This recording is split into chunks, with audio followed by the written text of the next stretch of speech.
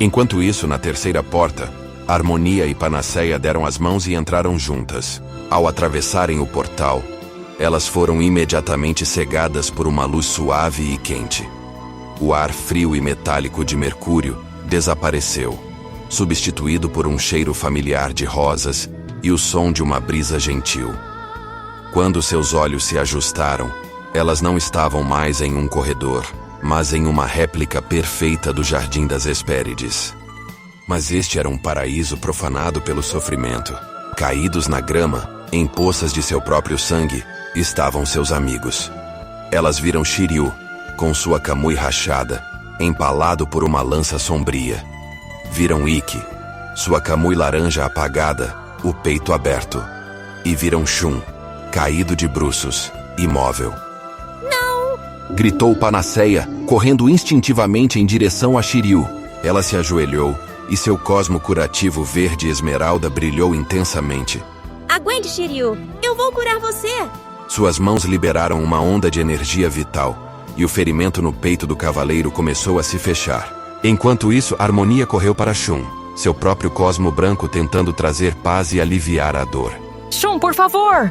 Resista! No momento em que Panaceia quase fechou a ferida de Shiryu, o cavaleiro gritou de agonia.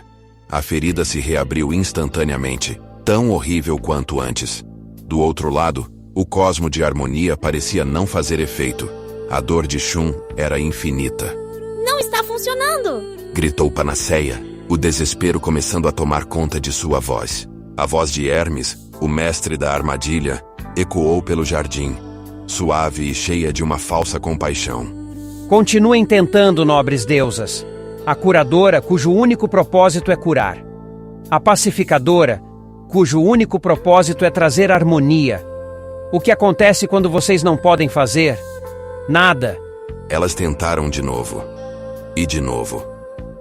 Panaceia canalizava mais e mais cosmo, seu poder se esgotando rapidamente, apenas para ver os ferimentos mortais de Ikki e Shiryu reabrirem no segundo em que ela parava.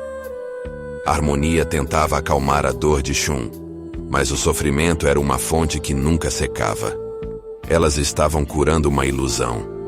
Elas estavam presas em um ciclo de futilidade, esgotando suas energias e assistindo seus amigos morrerem repetidas vezes, incapazes de salvá-los e incapazes de ir embora. Então elas escutaram um gemido baixo. Ao virarem para o lado, viram o impensável. Athena, caída, dando seus últimos suspiros.